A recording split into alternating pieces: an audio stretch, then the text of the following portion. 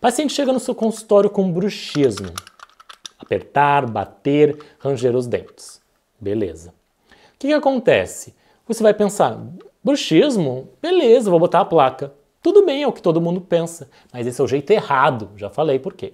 Porque se você não tem um diagnóstico correto, você não faz uma anamnese correta, você pode esquecer de perguntar para esse paciente o sono dele, como que ele dorme.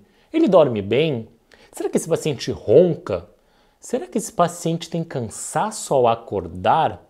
Será que esse paciente tem uma condição chamada apneia obstrutiva do sono? Pacientes que têm apneia obstrutivas do sono e têm concomitantemente bruxismo, não é indicado placas oclusais superiores